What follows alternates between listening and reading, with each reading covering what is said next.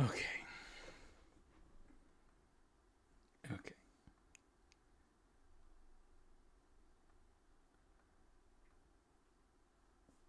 Hopefully, this time it will work. Good grief.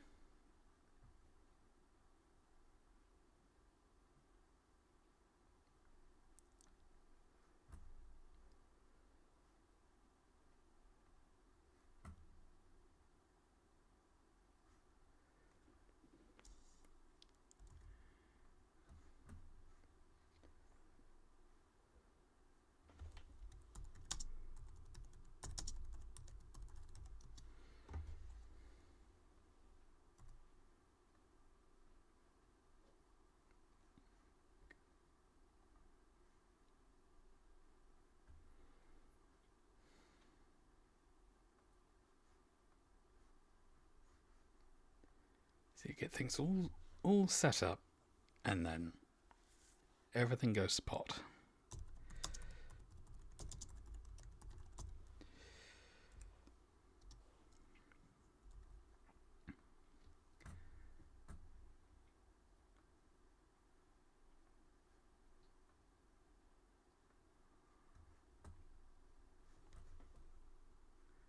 Just gonna pop this in the Discord too.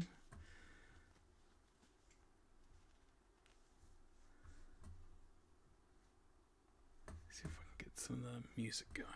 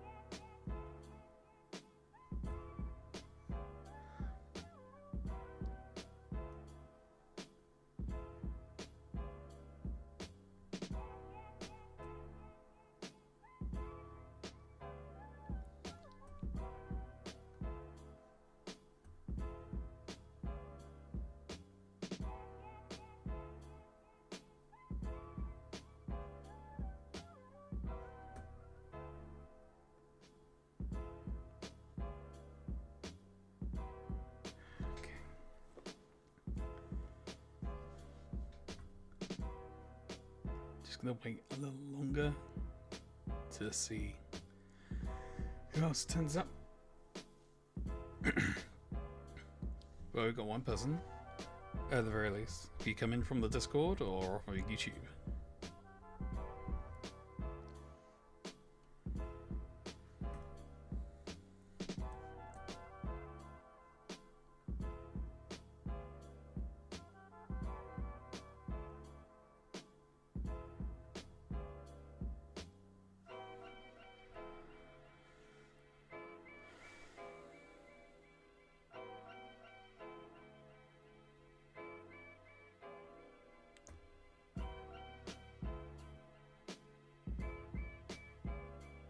Because, good grief, YouTube does not make it easy for this stuff. And I start getting all these messages saying, hey, the bitrate's no good. Hey, we're getting conflicting streams, even though it's fine. But so I just kind of panicked and went, okay, all right, we'll stop the stream in OBS and see what's happening. What's happening with YouTube?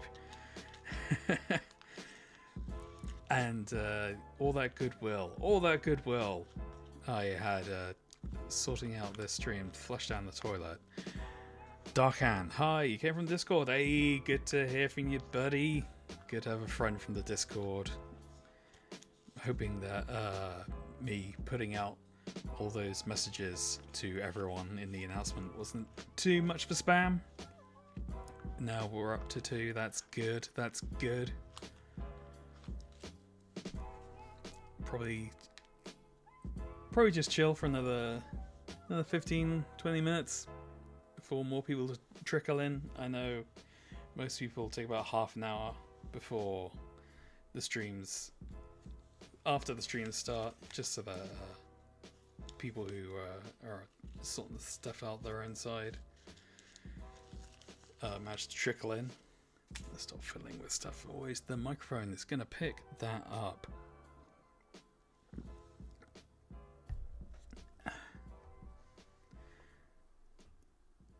Can you do me a favor? Does the music come through in this? Are you hearing the backing music?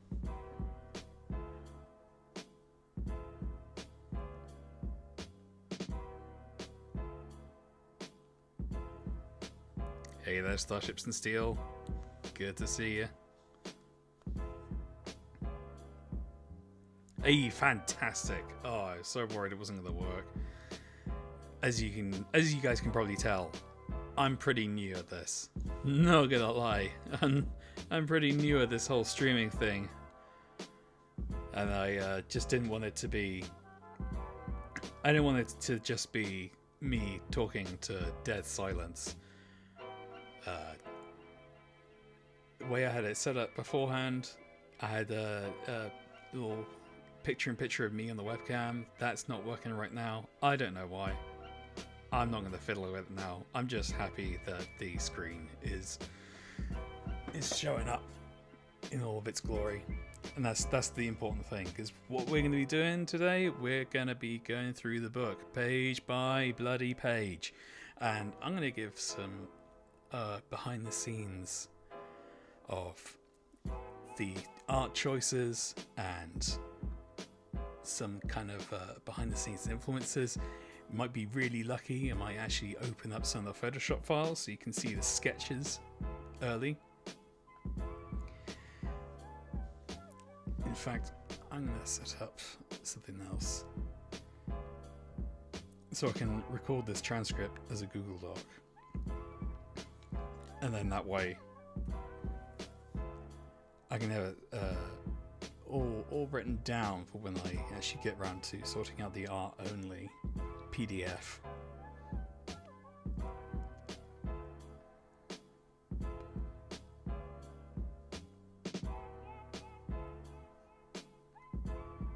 Okay, so that should be sorted out too. Fantastic.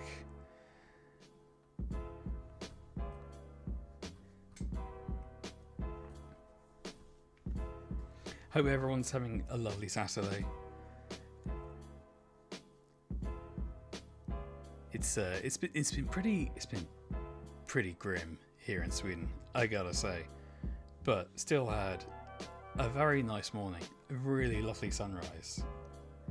In fact, yeah, because I've been making a lot of really nice coffees with I got a mocha pot for Christmas. It's bloody huge. I was only expecting like a little one, enough to make maybe 1 or 2 coffees, but this one makes like 4 or 6.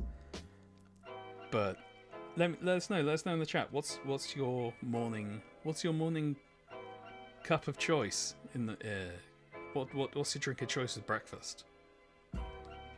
I've always been an ardent coffee man myself, but I know some people like tea. I like a good orange juice just after coffee, because the acidity cuts through the earthy tones of the coffee. Starships and Steel, go here. Weather is decent. Working on my new Savage Worlds content pack. Oop, new Savage Worlds campaign. Just finished the workout. Whoa, check out this guy. He's writing. He's chilling. He's getting on his exercise. A true Renaissance man. Making a big mucker pot is great, otherwise you have to wait for a cooldown before you can make one in it again. That is true. That is true. I would make a great big pot in the morning and just continue to sip it, but I worry that I just give myself an incredibly rapid heart rate. I'd be like that meme of the skeleton chair where it looks like he's rocking back and forth and screaming. That would be me in my desk chair, full of caffeine, just but with no energy, just screaming as the chemicals ride through my system.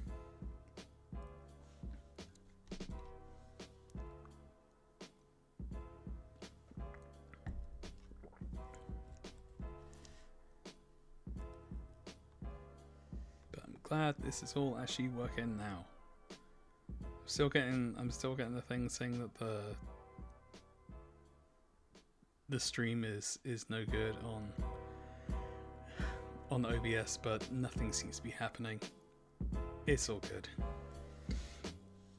Used to use a French press, but was getting really bad acid reflux, and I chose to give up the coffee just in case it was contributing. Yes, the French presses, they always make the coffee very bitter, I find. I'm not sure why. I've never really enjoyed them. They always get quite a grainy texture at the end. But something which often gives a much smoother roast is the capsule coffee makers.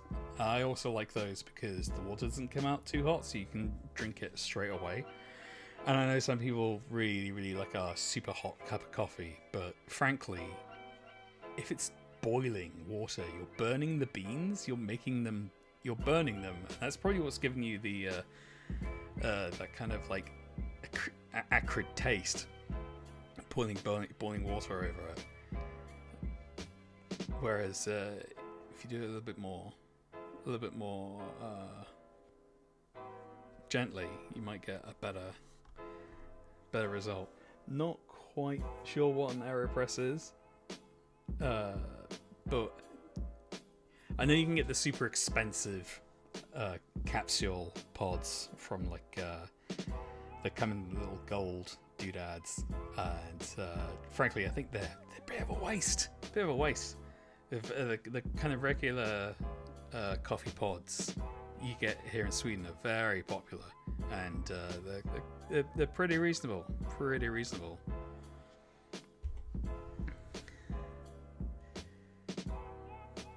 Yeah, it's the way to go. Love me a pod. Pod's just fantastic.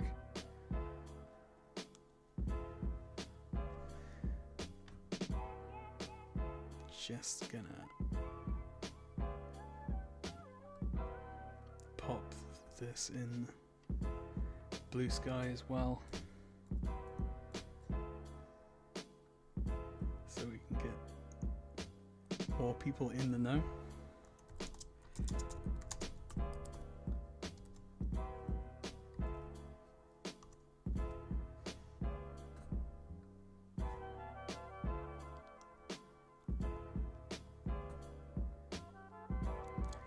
God, all this stuff. I feel like I'm back doing theatre again, where first performance is always an absolute shit show. But you know, as they say, it'll all be all right on the night.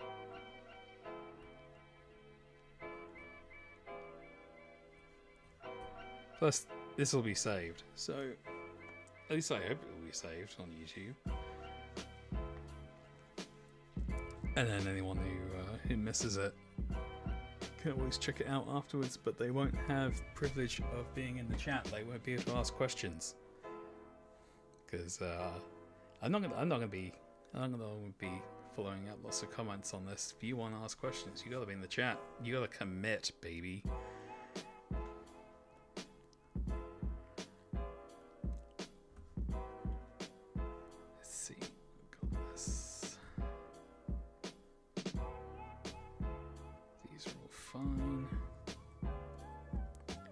Whilst we're waiting, I'm just gonna show some other stuff I'm working on.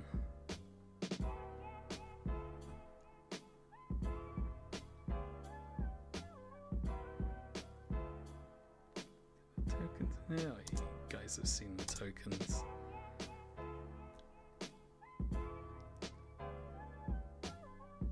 There we go, the Theatre of the Mind. Here's some fun stuff. So for the VTTs, and I also might just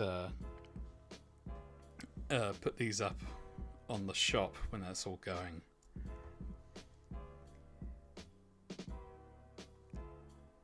That we're gonna have these nice paintings then, and I'm probably gonna animate them to a certain degree. Not like they're not gonna be like full animated scenes, but probably say like this one. You know, you have the horseshoes swaying and maybe the tree swaying in the breeze and the clouds moving, just to give it like a sense of atmosphere when you're playing online.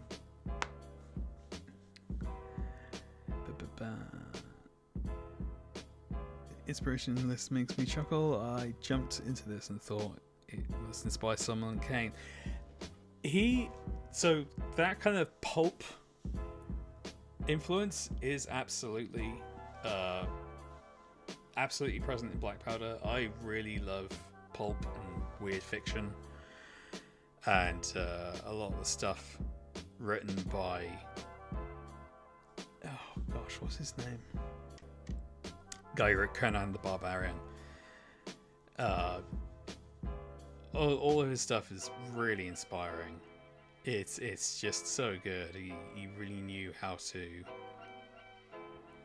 put a lot of atmosphere in very, very few words. Oh yeah, Robert E. Howard, that's the one. Yeah.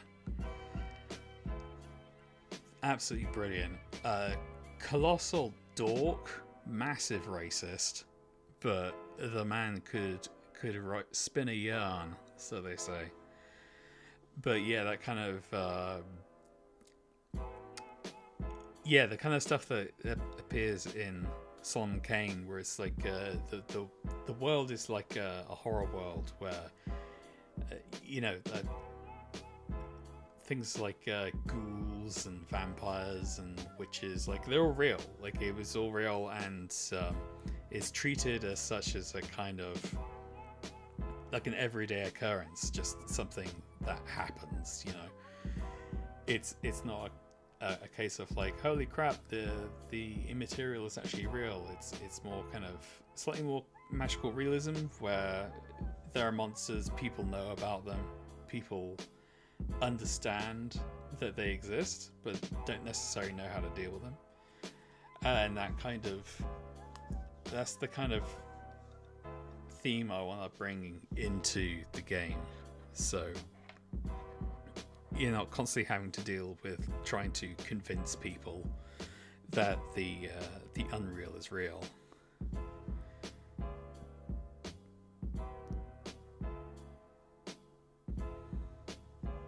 Yeah, possibly. I think a big thing of Robert E. Howard and H.P. Lovecraft is that the pair of them were both shut-ins, and I think we're just kind of afraid of the world, frankly. Didn't know how to deal. It's just two guys that really just needed to touch grass, But yes, check out another one. So this one's a little bit more palatial, a little bit more calming, and kind of mountainous area. This one's not finished. I'm not quite as happy with it. Might work on it some more. And then obviously there's ones which have been adapted from the book. So this one, the dungeon, and the gloomy town. This is part of the Adventure Maker. This one also isn't done yet, but it's kind of taking the central illustration, just stretching it so it will fill the whole page. this one I'm quite pleased with. Sort of burning town, kind of aftermath of a battle. Another kind of like more rural battle aftermath. And so bringing Heather Crow here animated.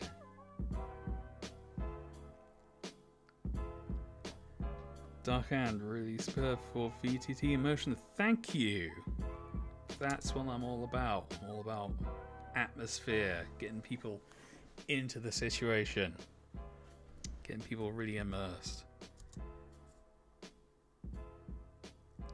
The Lost Man's Mire.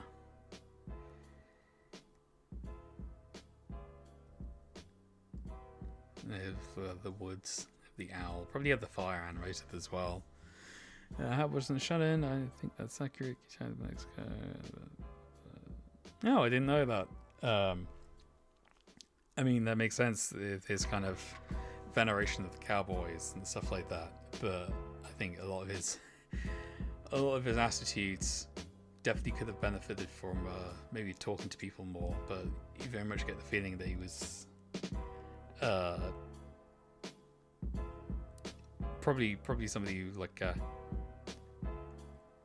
found it difficult to talk to most people outside of his circle, because he wrote a shit ton of letters. Thank you. Yeah, putting into the fire, flickering in a kind of looping animation. Maybe some of the fog here as well.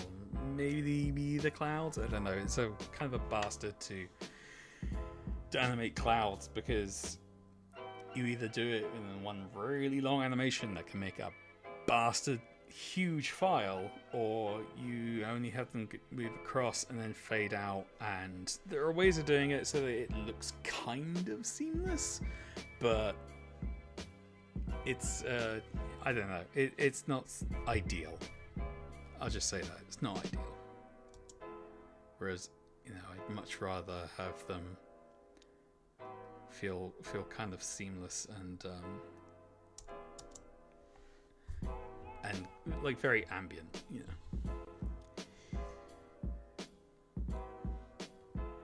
And yeah, this one is set in, I think, Deliverance. Yeah, the northern city. This is going to be the port town, and it's supposed to be like a little rough. Like, I grew up near an ancient like port town called Poole in Dorset. And I think it's always just been a bit of a rough place. I kind of wanted to get that across of like the grime and the weathering that you get from being near the sea. But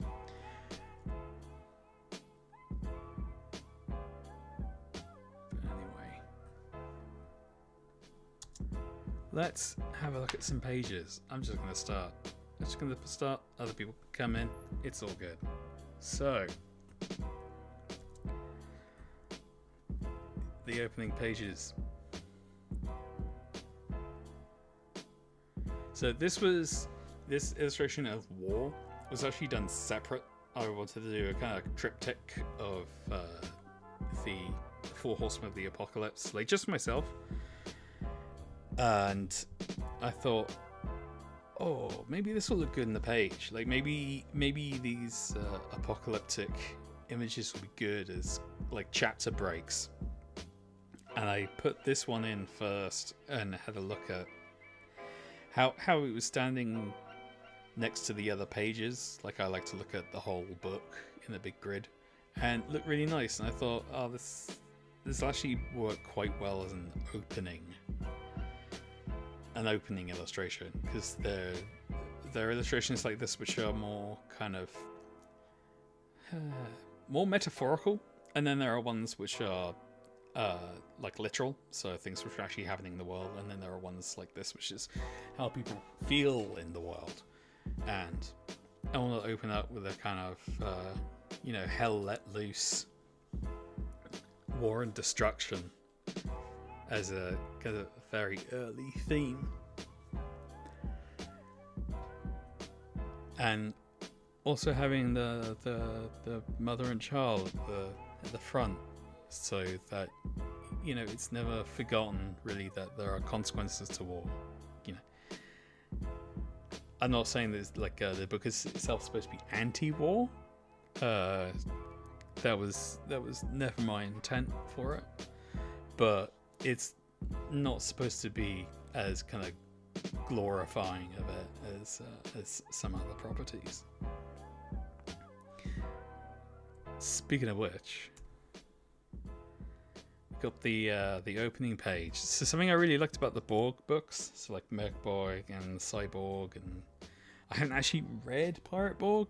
I still need to get my copy, especially as Limitron very kindly did actually back the Kickstarter, which was very sweet of him. But I really love how all of them start off with like a very evocative image and then like a little poem. So I wanted something which, again, going back to the previous page, this is a kind of metaphorical image of war. This is, you know, what's actually happening on the ground. And I knew I wanted like a big army scene, but then very kind of quickly realized that it was taking too long. Doing all the individual soldiers and stuff like that was just causing too much stress and strain. And it was a real case of like, well, do you want it to look perfect, or do you want it to be finished? And I chose finished, so that's why I'm using a lot of tricks here. So these are all the same guys, and then these guys are all the same guys, and these guys are the same guys, but then with extra little added stuff to make them look more different, and also being much more limited in the color palette in this one. And then, you know, just leaving a nice little area here where I could have all the text, but keeping that kind of forward momentum, being very careful of the central line. This is, if you're publishing a book, you don't want anything right down the middle, otherwise it's gonna get covered up when the book is printed. And we've got the map.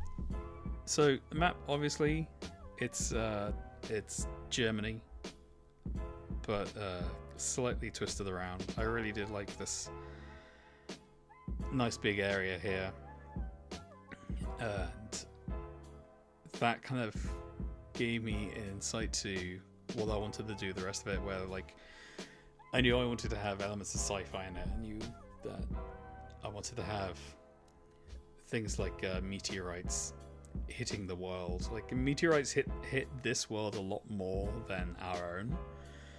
I think a lot of the meteorites and meteors that come towards Earth get kind of sucked up by Saturn because she's so big. But for whatever reason, a lot more meteorites hit this world. So that's why you have like this area and these two lakes are definitely the kind of the results of meteorite hits, which were so big they kind of blasted apart the Earth and they got filled in with water and became lakes. And like starting out with the map, kind of figuring out the world like very early on was really helpful, because then you get a literal bird's eye view of the world which you're writing for. And it was through that I realized like the actual, you know, Holy Roman Empire during the 30 Years' War, if you look at the map, if you look at what all of the little principalities looked like, it's a huge mess. It's a massive mess. It's all over the place. And having a much more simple, you know, Puritans in the north, Orthodox in the south, and then in between is this kind of no man's land where everyone's fighting over. That's a much more simple setup, way easier for for game masters and players to keep in their heads as a kind of, it's North versus South, this faction versus this faction, and then kind of everything in between. I am planning on expanding on this, so we are going to eventually have a kind of almost like a tourist guide of Vaterland, where I'm planning to have each of these sections kind of broke up into a hex, and each hex will have its own little section of something to do, and then obviously the cities are going to have their own full-blown chapters. And I'm hoping what I might do is kickstart this, and if we get enough money, I want to get the guy who illustrated the Witcher 3 map to actually design a much nicer one than this, and then that one will be included in the book and also be available for nice big prints, and might even have that as part of a large part of the Kickstarter. But that depends what's going on, that depends what the situation is.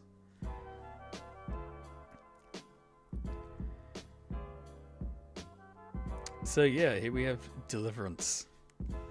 So all of the so I wanted to kind of, with these location pages, start in the north and kind of work south, so that it's essentially easier to read and essentially easier to navigate the book. So we have Deliverance up north. A lot of essentially my idea for these location pages, which is nothing I've stolen off of the Borg books, because I really liked that idea of giving maybe not like explicit details, but certainly a vibe of each area. Each one of those was going to have text, and they were all going to be single illustrations, and some of them are, but a lot of the ones which are set in more like less rural areas, it became a complete ball ache to fit everything in at once. So I decided instead to go for this comic book style of essentially like a series of establishing shots for each part, and I think that works better because it still gets across the vibe, it still gets across what I want on that page, but doesn't take days and days and days and days to create, because I got the rest of the book to make. So a lot of this is actually based on a lot of like European port towns, and they're kind of lively but also slightly grim vibes. So you got things like the tavern and the whorehouse, which are right near the docks. But then you also have the further south you go, that's where you get where all the Puritans have taken over. Again, it's kind of working from north to south, from left to right across the page. And this guy is a reference to Mordheim, City of the Damned. It is a great illustration I was always kind of scared of. Let's see if I can find. On the cover, it's just the most amazing painting. Here we go. So this one, and then I just thought this little guy down here. Let's see if I can get.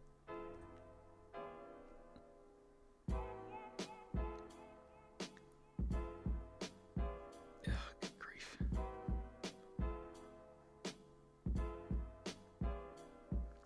This little guy down here with his mouth all sewn up. I thought that was so scary.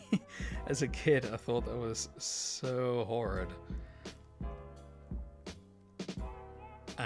But this whole illustration, it's so good. I love it so much. There's so much going on. And this is definitely the kind of vibe I wanted to have in the game.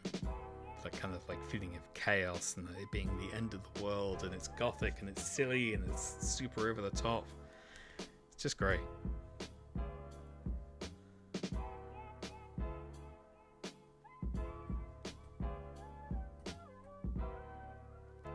And then this church, one of the references for a Gothic church, and actually this is one which is in the town I'm living in right now, in Jönköping, is a very beautiful Gothic church. Not quite as grim looking as this one. They're quite beautiful, quite well put together building. But I thought it would do for a nice like simple setup for this like great big church, kind of towering over all the houses. Then here we have my own kind of my own version of Mordheim, Dresden. Lots of little references here, like the jester and the rat, obviously, and even the shape of the city. Definitely wanted like a river running through it, especially as that's a good way to kind of orient yourself. And then we have all the kind of locations here, like the bridge where all the boats are all kind of stranded up against each other, and the library and the workshop, essentially all kind of, you know, very tempting places for players to want to go to. Places which you know, you want to uncover a mystery. I kind of set up a lot of stuff in this, but don't give the answers, because that's kind of for you guys to figure out. That's what that's what you guys are going to bring to the table. And I just kind of want to give a little bit of a nudge in that direction.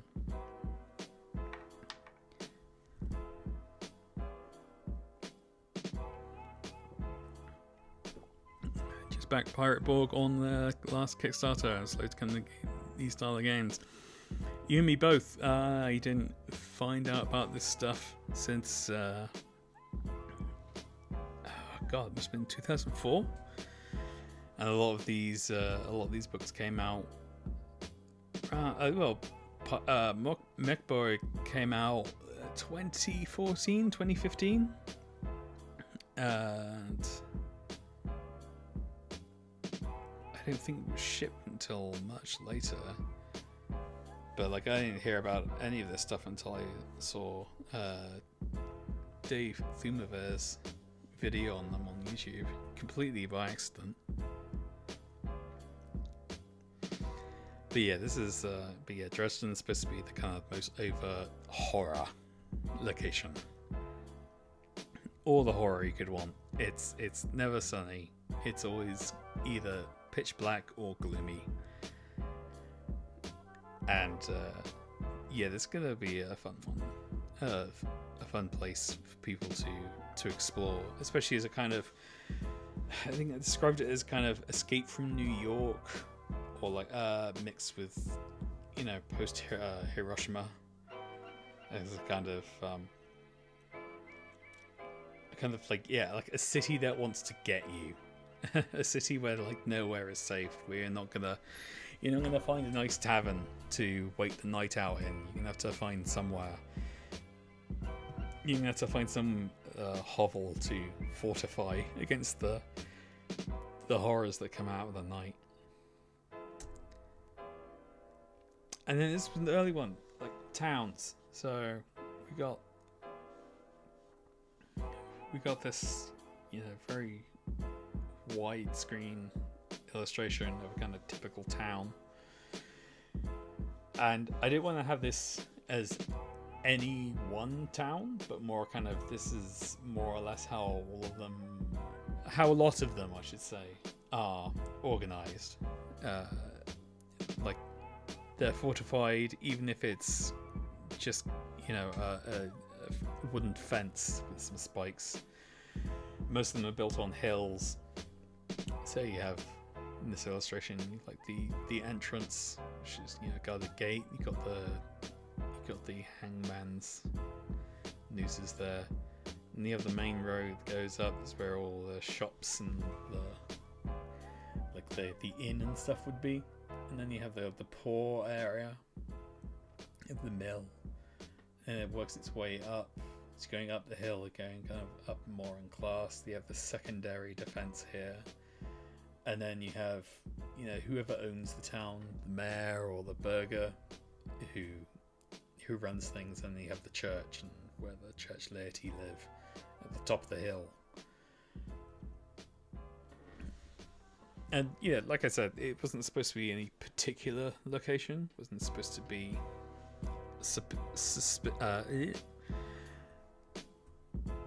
a specific place, but more kind of, you can take this and then change things as much as you like within this, example. I'm not telling you how to make it. I'm just giving you the Lego blocks which are applicable.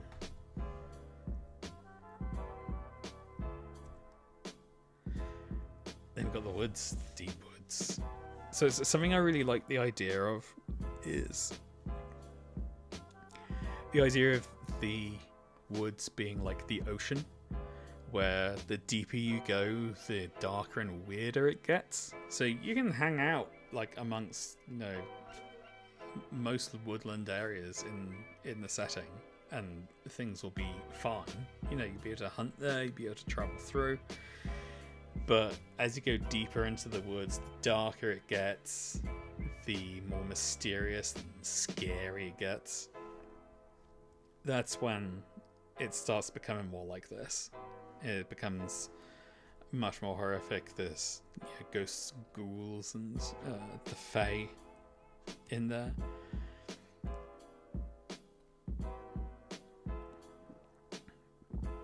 And with that, it sets like a particular tone. It definitely influences the kind of deep forest. I can't remember what it's called, Fangorn Forest? No, that's in Lord of the Rings. The one in The Hobbit. The one in The Hobbit where Bilbo and all the dwarves get lost. And that feeling of time and space itself starting to unravel. Like the guys in the forest in the ritual. That's what I wanted to evoke with this.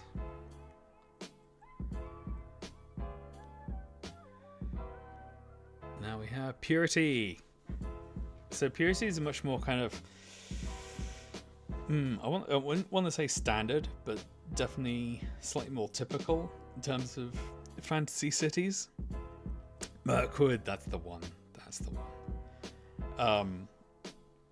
Where it's a much nicer place to be than, say, Deliverance, where you can very much get the vibe that you can have a good time there, but also you are under watch.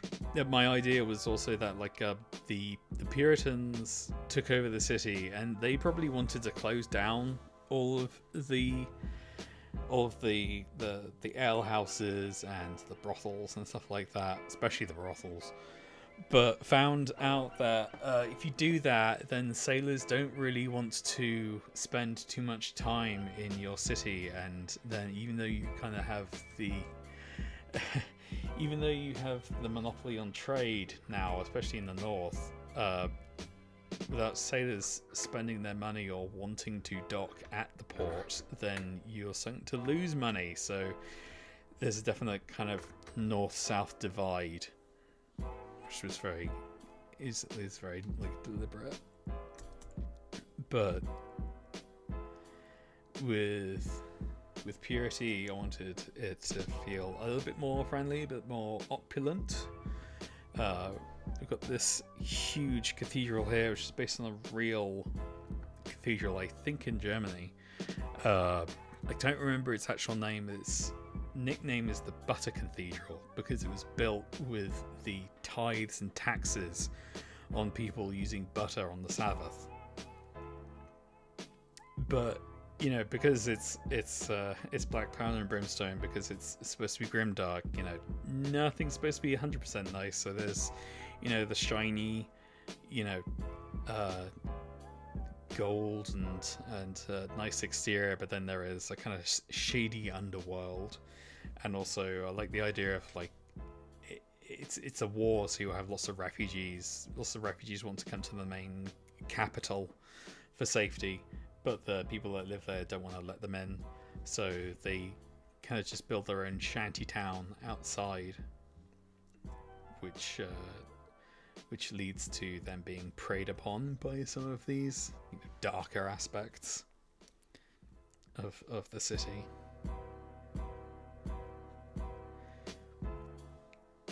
Yeah, and then we got Lost Man's Mire. This is a spread I'm quite pleased with. I'm quite proud of this one.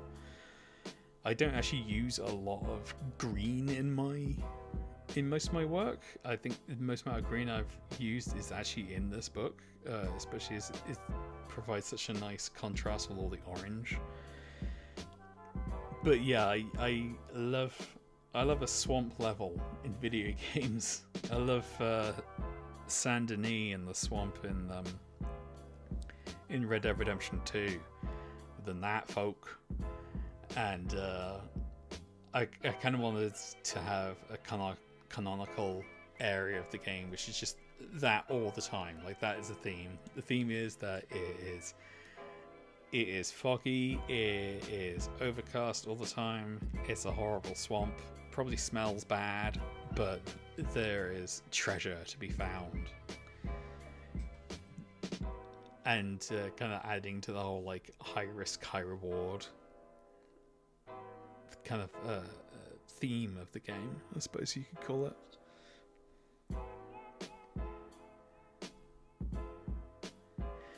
Now we get onto the factions. So this is a bit of a confession, but the text on these pages isn't really meant to be read.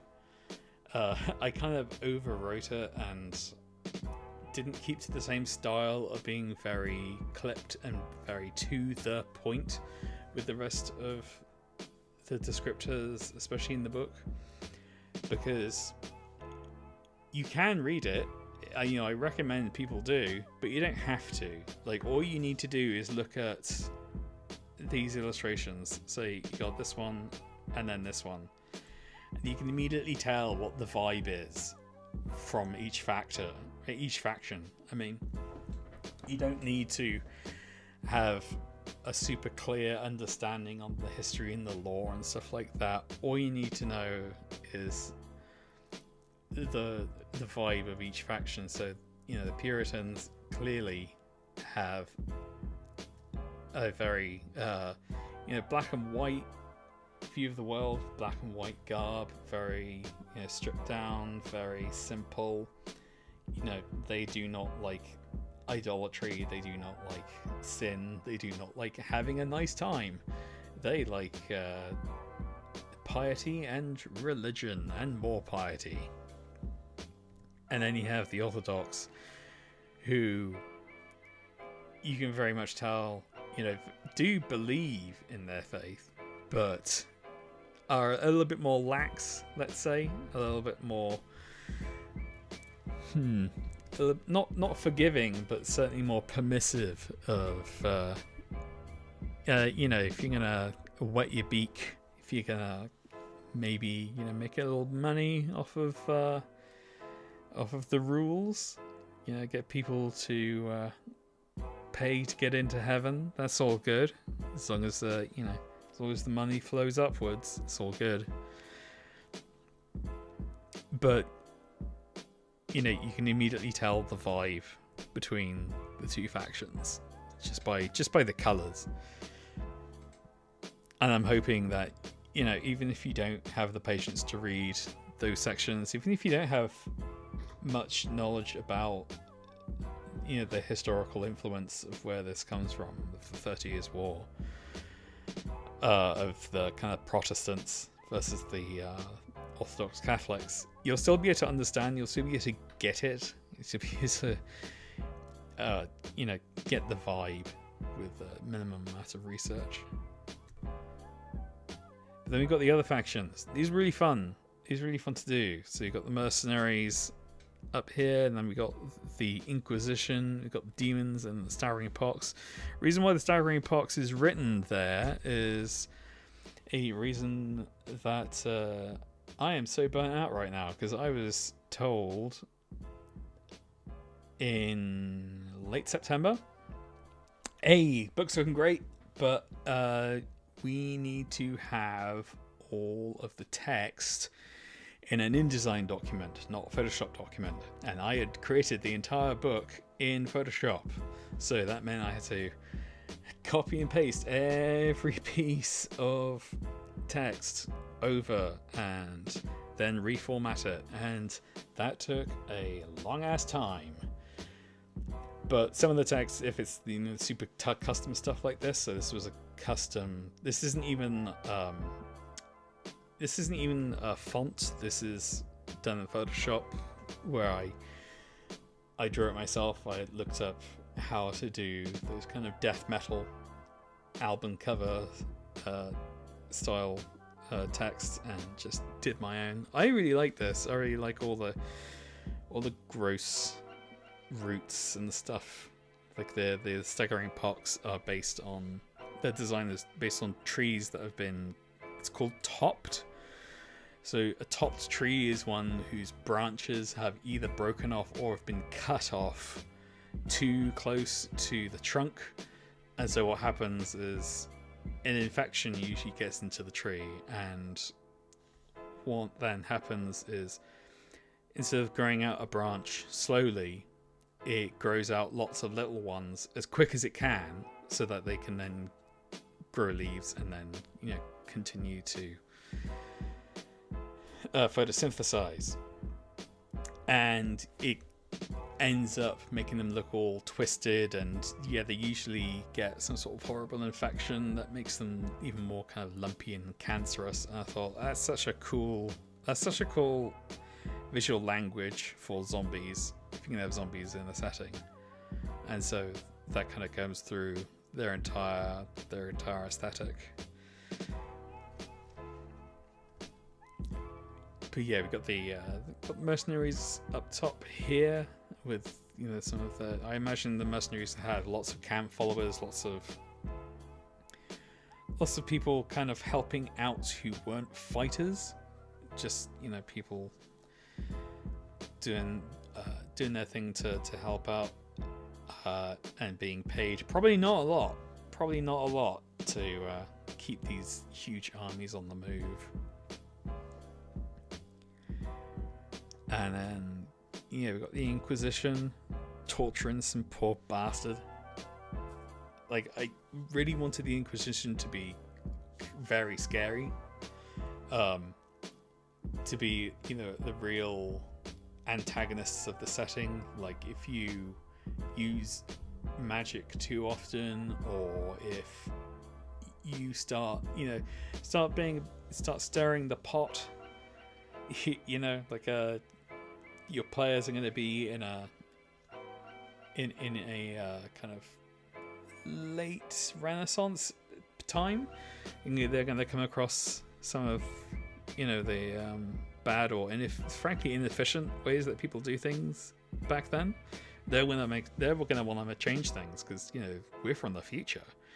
But if you start being too progressive, if you start making people's lives too easy or too good, someone's gonna take notice, and maybe they think it's blasphemy. Maybe they think that you're actually the devil in disguise.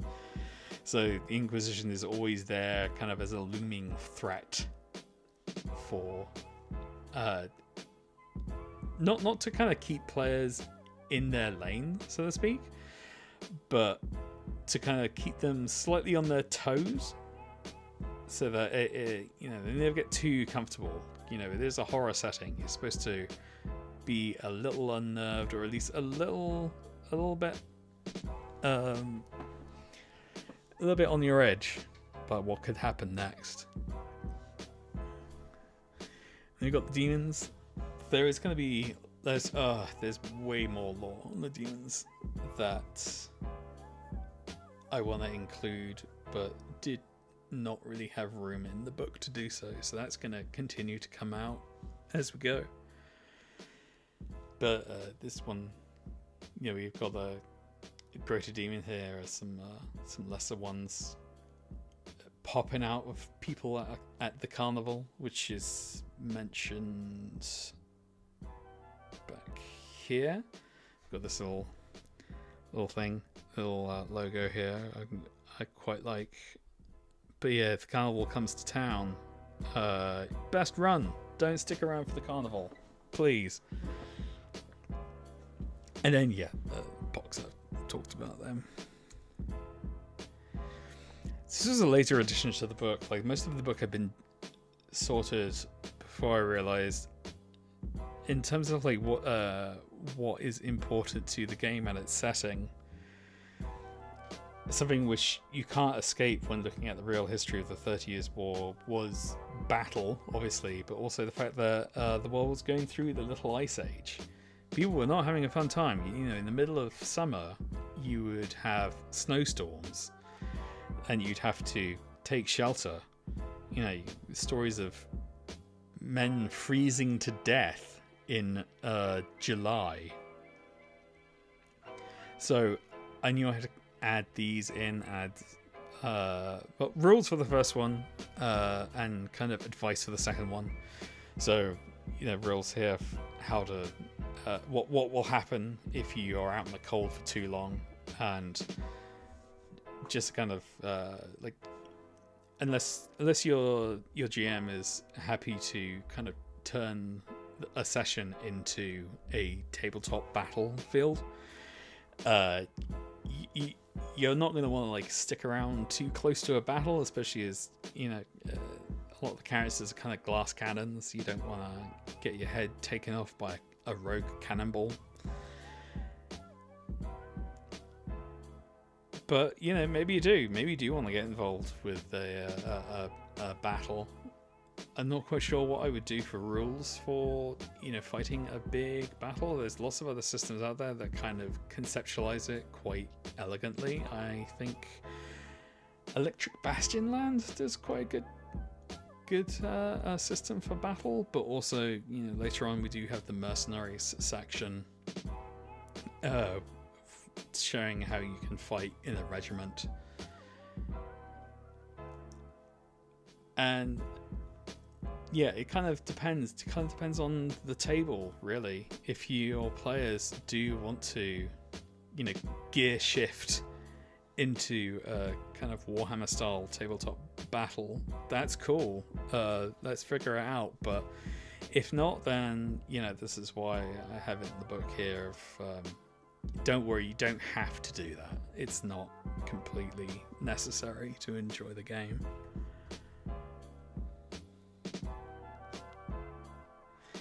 Chat, we got any questions? Does anyone have anything they want to ask before I continue?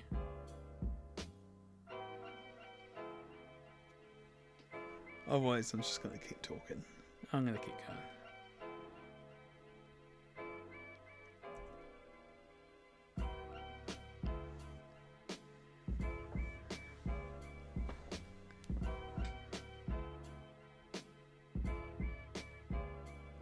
Gotta remember this is on a delay, so you're gonna get about 30 seconds after what I say.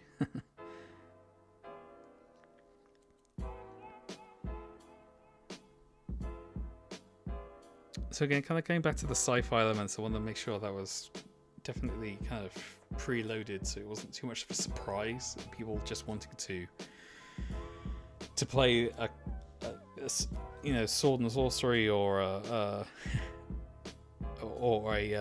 pike and shot fantasy game or low fantasy game, and then suddenly it was like, wait, there's sci-fi elements? I don't know if I sign up for this. But having this section of the meteorite striking the ground, and then the kind of warping effects of these stones from space. bit heavy dose of, speaking of weird fiction, of Color Out of Space. I love that story. It's so good. The idea of something unknowable coming from the outer void and just warping and corrupting everything around it. And like, not necessarily a kind of corruption like you see in like a lot of video games where it's like, you know, everything becomes grayscale or red, but more things start to just go weird. Things start to fractalize, or like the world looks like you're looking through a kaleidoscope. And just kind of setting that up with this page, along with like little hints of the Neotoma here, the Watchers. So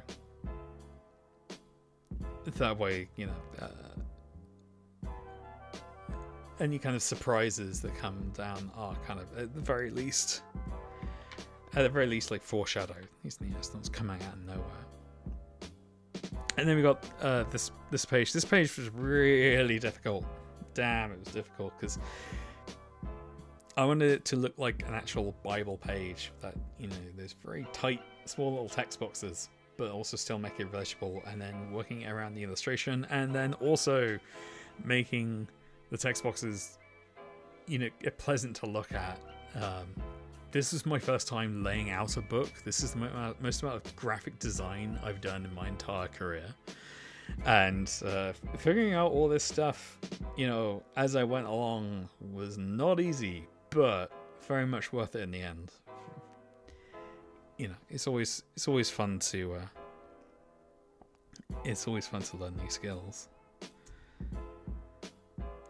And then because of issues of how books are printed, how you want them to be in, you want a book to be, its page count to be divisible by 4. That's the easiest way. It can be divisible by 2, not ideal. Don't ask me why. It's all to do with the printing process. So I had this page started where I just wanted lots of fun kind of cinematic illustrations, which, you know, further give like flavor into the world. And then I took it out. And then later on, contacts the graphic design team at Free League. We're like, yeah, you're 2 pages short. Do you think you'll add something in? So these pages were added back in and cleaned up a bit, and I think it's going to be a fun kind of way of bookmarking, or like the book ending, I should say, the lore kind of opening primer. Like, this is all for the players, so a kind of almost like a trailer for a film of like, here's a bunch of quick shots of what you can expect, what kind of tone and adventures you can have before we get into the rules. And speaking of which, this is what it looks like with no text on it. So this more kind of like jazzy kind of graphic design was, you know, obviously inspired by Johan Nor's stuff. I kind of like, I wouldn't say abandoned, but certainly didn't do as much kind of overt capital G graphic design in most parts of the book, and instead kind of let the graphic design and illustration kind of balance each other out. But I definitely wanted, you know, something quite stark, quite, you know, abrupt for the introduction of the rules.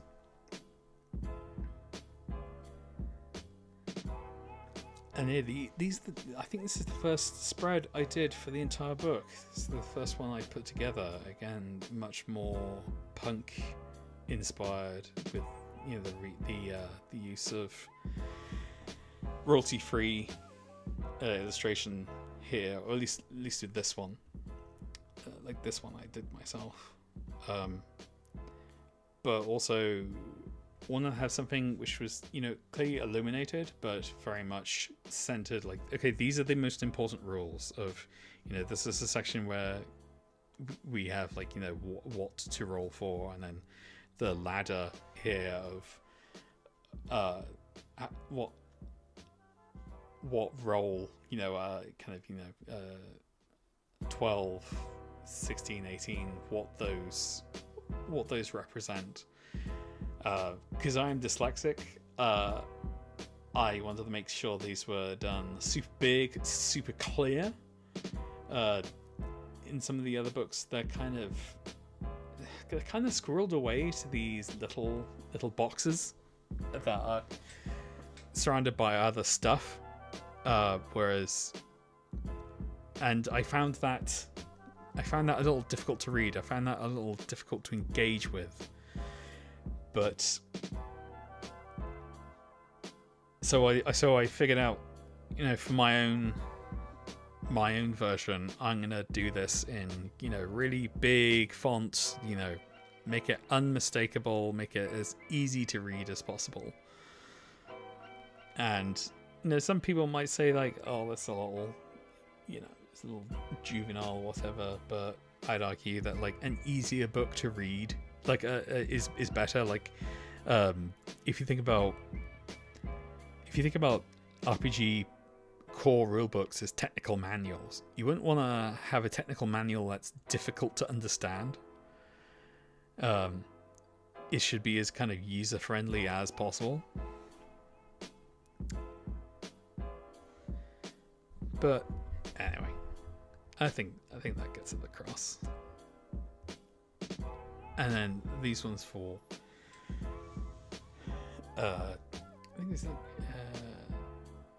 not risk and reward, but ways to frame rolling for the GM, but for the players to understand of the kind of their situation within the session, and also how to haggle, how to quantify doing negotiations within the game. That's why we have this I don't know, she's like a merchant or an information broker, probably both, as a way to quantify how players can essentially, like, go back and forth with their GM, but in a way almost like how they're, like, setting forth their case in the court. Sorry to see you to go, Darkhan. Real shame, but I understand. It's all good. Happy for you to be here.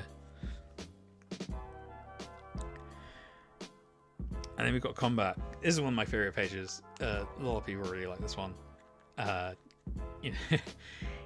Lots of violence, lots of blood and guts and gore, and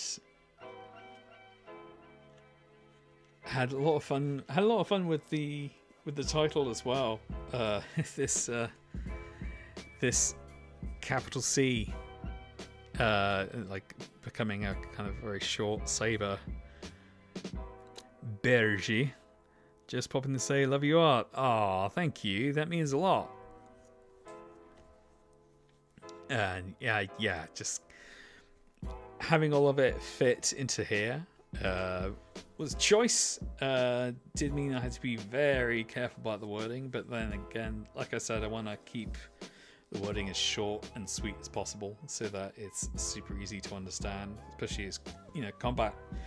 It's quite a high stakes part of the game. It's not something you want to be doing willy-nilly. And that's why, this page was much more loose, very artsy-fartsy.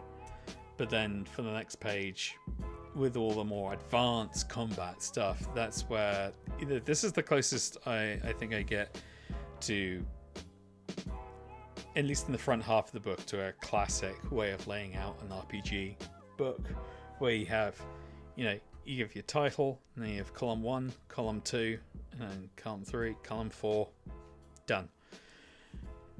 I try to keep all of the rules and stuff like that to a single 2-page spread. Obviously, combat is split into 2, but it is, if you just want to play combat bare bones, everything that's on this page, that's all you'll need. And what's fun about this kind of style of graphic design is, if you're flicking through a book, if you remember, combat's the mostly orange page near the front, you'll very quickly be able to find it. And running a game, especially if it's your first time and you're not 100% sure on the rules and you're desperately trying to find the page you need, the last thing you want is ambiguity. So some people don't really like this style of book layout, and I understand it's an acquired taste, but there is a practical reason behind it. So this little guy here, I drew him quite early on in the project, but quickly found out I didn't have a place for him. And it was until later that I realized, oh wait, I should have some sort of horseback or cavalry rules in there, and that'd be a good place to stick him. So he ended up making the cut after all. Health 1 went through a ton of re-edits. I just was not 100% sure on it. Right up until after the Kickstarter. So this kind of extra piece of paper here was not included. It was just straight up, but I felt it just looked too flat. But I didn't want to add too much visual noise because it's a very word-heavy page. And again, HP and damage and stuff like that, that's really important to know. That's really important to understand for the players and the GM. Because if you get that wrong, it's a very quick and easy way to ruin a session. So that's why it's very limited color palette. You got the heart there, which is another reference to Mechboy, because they always have the big heart on the health page. But I also liked the idea of if you get very damaged in battle, then you have the Wicked Wounds table for how your character will be maimed one way going forward. And then around a character that looks like they're pretty beaten up.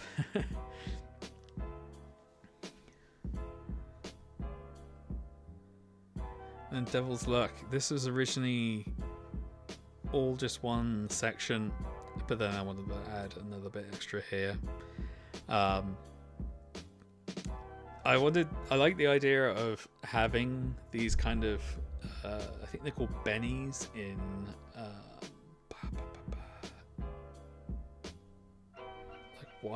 Wildlands? No, I can't remember. They're kind of, you have 3 coins or so that your character can use to re-roll a bad roll or whatever.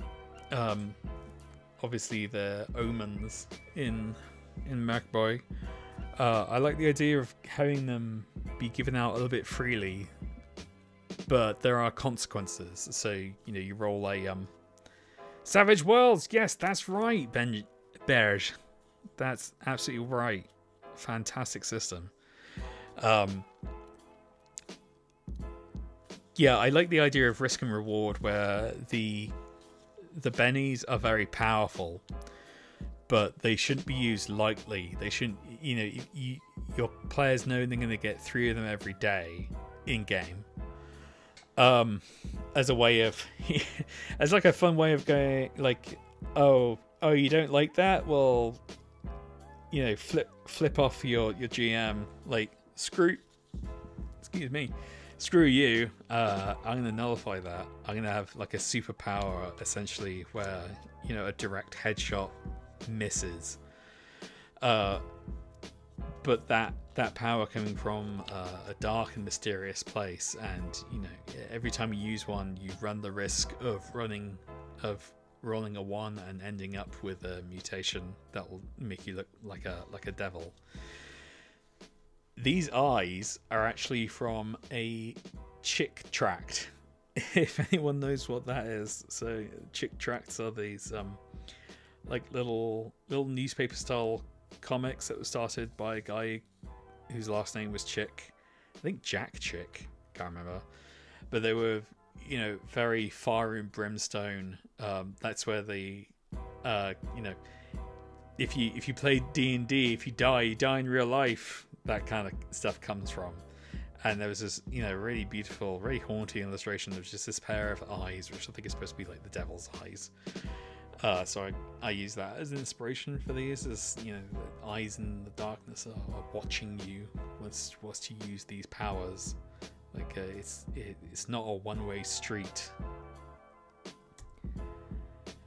And then we've got critical wins and critical fails. I wanted to keep the theme of kind of duality of like heaven and hell with these. So getting a nat 20 is is very bright but also very gory, and critical fail is, oh no, oh man, it's not good, something terrible is happening. This pose is a reference to a beautiful illustration in Lamentation of the Flame Princess, which is a very brutal kind of early modern setting TTRPG. I just really liked. I like the idea of this character's definitely roll 20. Like they've managed to shoot one person in the head and then club the other guy to death before, without needing to reload or anything. And that being the expectation of like, if you're lucky enough to roll a d20, you should be able to do something cool. Another thing which don't have in this game, and I don't like in D&D, is the whole rolling to confirm. That's BS. If you get lucky, you roll that nat 20, you automatically succeed and do super cool stuff. It shouldn't have to be, okay, you need to get lucky twice in a row. So that's why I got that. I'm probably going to do a couple more pages. I can feel my voice starting to go. And then we'll wrap it up. I mean, I've been streaming for about an hour 20. It's not too bad. Characters. Okay. Alright. I want to do the characters justice, because there's a lot of love put into them.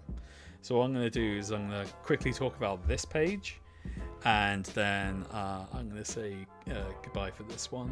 And then next time I do a stream, I'll start off with the characters. So this was another page where I knew I had to put a lot of information, and I'd have to make it very clear. Like I said earlier, the kind of, you want the dyslexic proof setup for what for me can be like quite stressful creating a new character in a new system. So wants everything to be just on plain block colors, very simply laid out, so that it's very easy to read, so that it's very easy to quantify. And then I thought it'd be cool to have a kind of last stand style illustration of like a bunch of characters that a player can make, and like one of each. So you got a witch, a opportunist. No, I think that she's a bounty hunter. Ex-mercenary. Can't remember what this guy was supposed to be. I think he might be an opportunist. I think he might be another ex-mercenary, or one who's just gone a little bit more insane. And lots of drama, lots of Warhammer Classic style vibes with this one, and also showing one of the spells in action. This is the Ring of Fire spell, which is like a protection spell. Don't want to give away too much of like who these guys are fighting. It's more, like a lot of the book is more of a vibe. And just as a way of like putting the players in that headspace of, it's gonna be violent, it's gonna be desperate, you're gonna be kind of on the back foot most of the time, and you're gonna be going up against odds you're probably not prepared for, but there's still, it's not completely dark. There is some light in there. There's something worth fighting for. It's not a complete depression fest for it, where it's like, create a character, okay, first time outside of this, the tavern where you all meet, and you're dead. It's not, it's not that unforgiving. You are still supposed to have a fair bit of action adventure, a fair bit of swashbuckling in there. Just, you don't need to expect to be an untouchable superhero. But yeah, I'm gonna leave it here for now, and I'm gonna hopefully be better organizing the next stream. Not accidentally. I thought I was just going to pause the stream. Turned out it stopped it and deleted it entirely. But hopefully next time be a lot smoother. I want to say a big thank you to everyone who turned up, everyone who came to hang out and chat. I'm probably not going to make the next one quite as late as this one. I think 6 p.m. is a little late, but I want to make something which works for both Europeans and Americans. Thanks again. It's like thanks for sticking with us, Starships and Steel. You've been a right diamond. All right, I'm gonna enjoy the rest of my Saturday, and I'll catch you guys later. Bye.